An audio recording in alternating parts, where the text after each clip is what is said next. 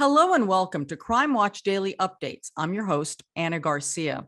I traveled to Calgary, Canada to cover the horrific triple homicide of a little boy and his grandparents.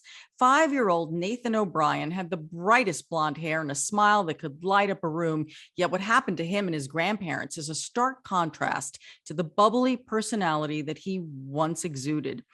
On June 30th of 2014, Nathan's mother, Jennifer O'Brien, went to her parents' home in Calgary, Canada, to pick up Nathan from a sleepover. Instead of finding her cheerful son and her loving parents, she discovered a bloodbath and no sign of her parents or her child.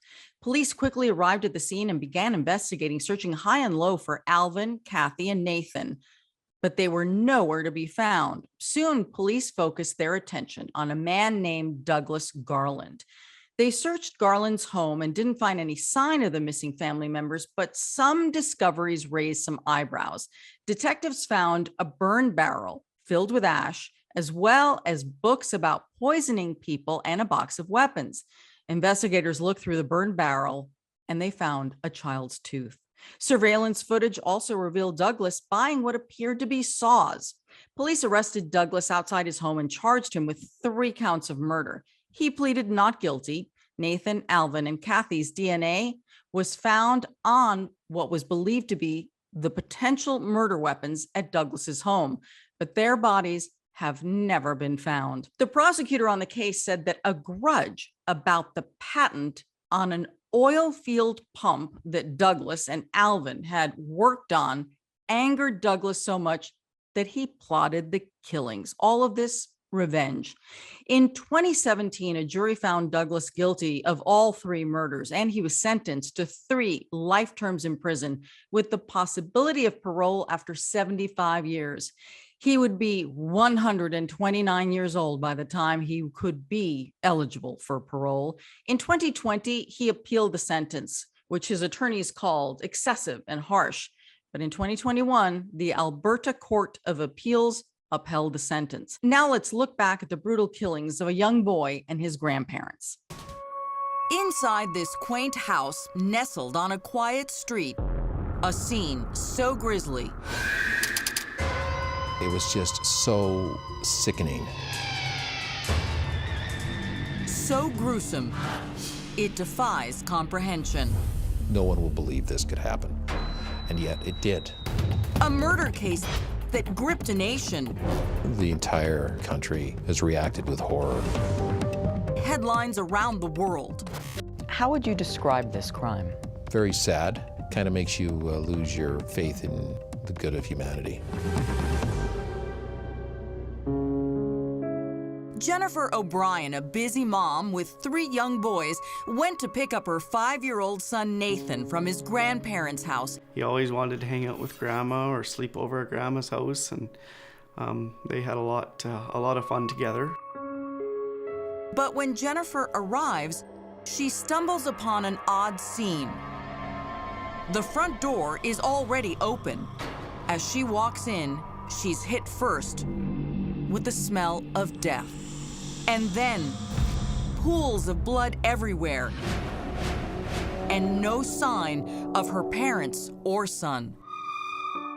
There was blood all over the beds, on the walls, on the floor. There were bloody footprints in the hallway. There was drag marks. And the most heartbreaking sight, imprinted on a wall. There was a little handprint on the way out, as if a little boy was being kind of dragged along and had put his hand against the wall to brace himself.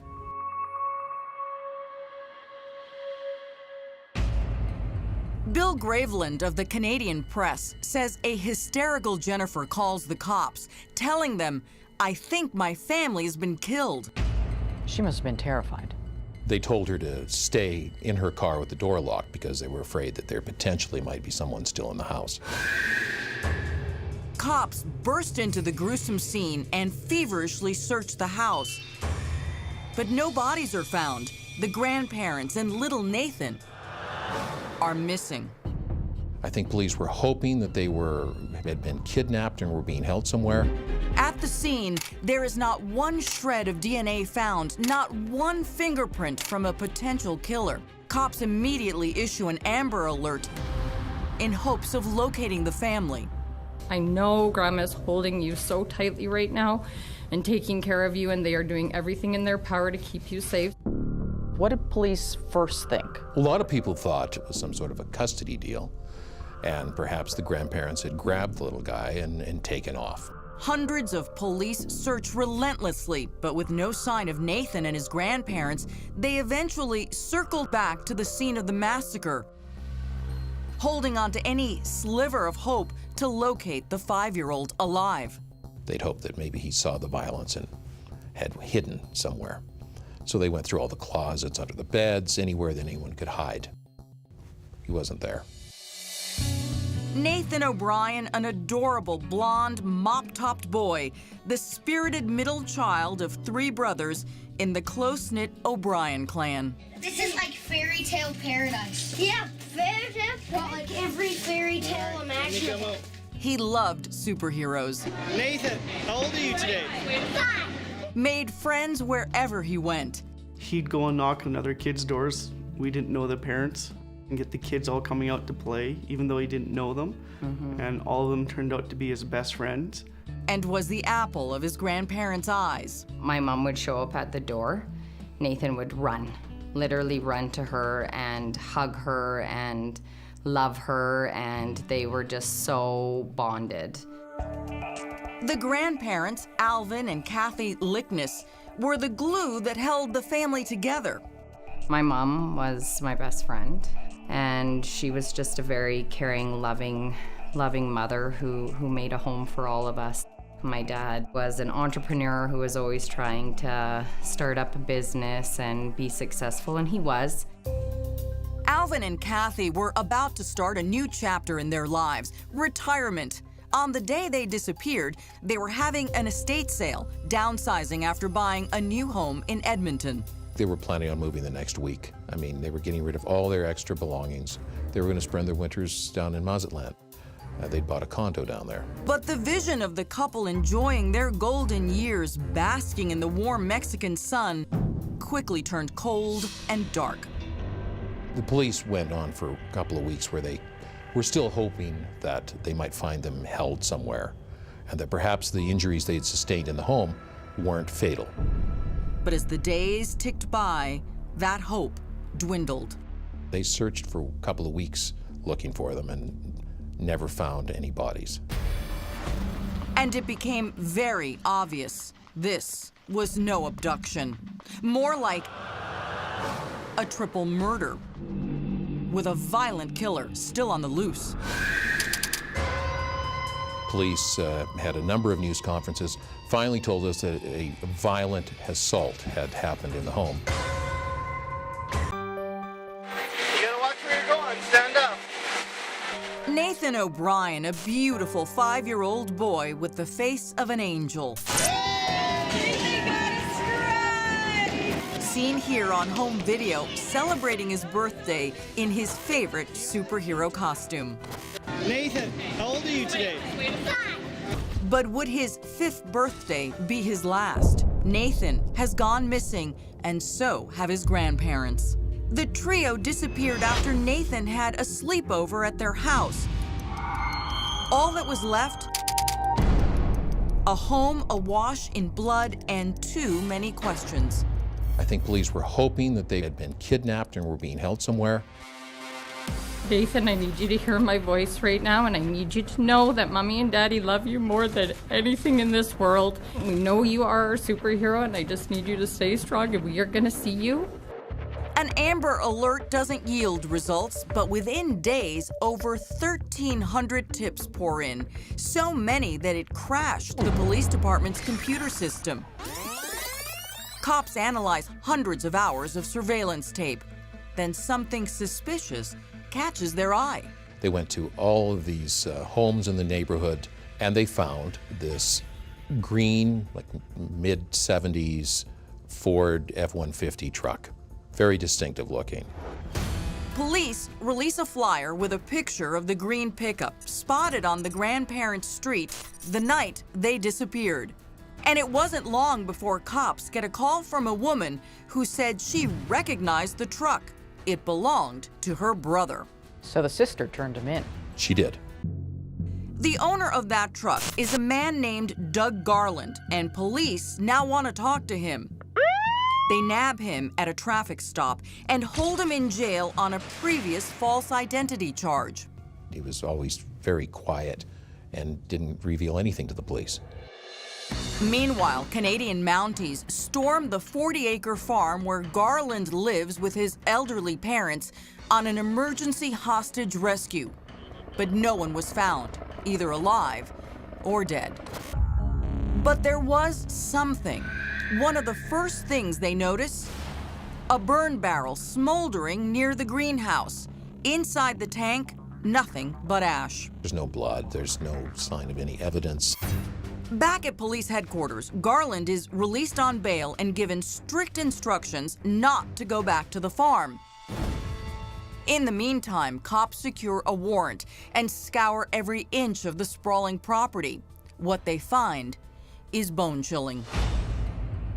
Hidden away in basement rafters, police find a computer hard drive. And that's when all the House of Horror stuff starts coming out. On that hard drive, reams of painstaking research on gruesome and violent topics. He downloaded a bunch of things. Things like attack your victims at like 3 o'clock in the morning, that the element of surprise, painful ways to torture. Cops say the hard drive was also littered with images of his alleged sexual obsessions. What's the fetish part? Well, he had quite a fetish about adult diapers. And there were a number of pictures of men and women being restrained, perhaps killed, wearing adult diapers. Every inch of the place was searched, including the basement office with a library of the macabre. Garland also had some books. Anything there? Yes. One was a book on how to poison people. Another one was called The Joy of Killing. And also in the basement, a cross-dresser's fantasy. The set of prosthetic breasts, the 2 long blonde women's wigs that were on these mannequin heads. Racks of women's clothing in Garland's size, and a vast collection of shoes. He had how many pairs of shoes? 89 pairs, men and women, and in his size. And curiously, in the closet, an empty shoebox. But missing from that box, a pair of size 13 Dr. Scholl tennis shoes.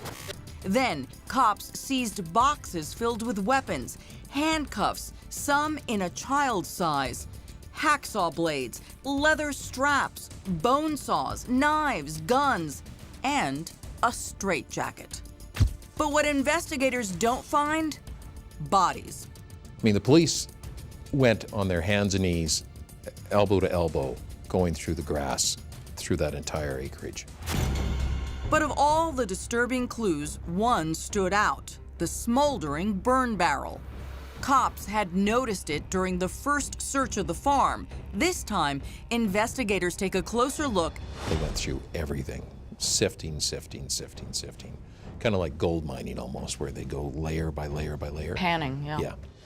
And sifting through the ashes, they find a baby tooth. They found the burnt flesh, a lot of the bone fragments in the embers of the burning barrel. Was Doug Garland a sadistic killer? And why would he want to murder a precious child and his grandparents? Because of their past history. Not long after collecting evidence, cops soon learn that Garland is no stranger to Alvin and Kathy Liknes. They actually had a layered and complex relationship that went back years. So this is a very tangled relationship. It was just a very strange set of circumstances on how they actually all became acquainted. Garland's sister Patty, the one who reported the truck, is married to Liknes' son. But the detail that sparked cops' interest, Alvin, a successful entrepreneur, employed Garland years before. Patty's husband had suggested that when Alvin Liknes was looking for someone to work with, that Doug would be possibly a good choice because, you know, he had some education and he was fairly handy, and he wasn't doing anything. The two men worked on a pump invention together, but the project never went anywhere, and Liknes eventually fired Garland. They had worked together on building a pump for the oil and gas sector. But the brains was Alvin Liknes, and it was his invention. It never made a penny. It never got used, but apparently Doug Garland was angry and bitter over it for years. Bitter enough for murder? While mountains of incriminating evidence are piling up and more intel on Garland's history with the couple, cops are keeping a close eye on the 57-year-old, following his every move. Here he is caught on surveillance camera at an auto parts store buying what looks like circular saw blades. Police are especially interested in what he's wearing. Look closely. On his feet, the same Dr. Scholl's missing from the shoebox. Do they match blood-soaked prints found at the grandparents' home? They actually have a shoe database federally in Canada. They matched it to a Dr. Scholl's running shoe, and they were able to trace it to a certain style. A mysterious triple murder of an angelic 5-year-old boy and his grandparents leads cops to a rural farm where sickening clues point in the direction of a depraved madman. He sounds like the creepy guy in the basement who's still living with his parents. You know, and they always say highly intelligent, which he obviously was, a loner, no friends. Even though no bodies are ever found, with 1,400 pieces of the most grotesque evidence imaginable, cops have enough to make their move. But so did the alleged killer. Did Doug go on the run? Was he a fugitive at any time? He was. Investigators had Doug Garland under surveillance after their first search of his property. Then 2 weeks after Nathan and his grandparents disappear, cops catch Garland trying to sneak back on the farm where he lived. The belief was he was trying to get rid of maybe a little more evidence. The sadist didn't get far, as you can see on this police infrared camera. They cornered him because the helicopter could see him, and he finally surrendered. They told him, you know, don't make this evening any worse than it already is, and he came out and laid down on the grass, and they handcuffed him. The man who police believed brutally murdered Kathy and Alvin Liknes and their beloved grandson Nathan finally gets what's coming to him. There's so much evidence here that a movie of the week would not buy it.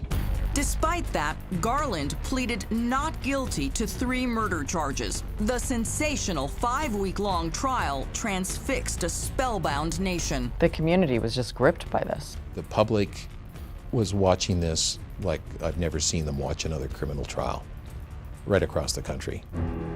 In opening statements, prosecutors told the 3-women 9-man jury that Garland held a years-long grudge against Alvin Liknes over a patent for a pump. He had let simmer for years, and then, years later, he finally acted on it.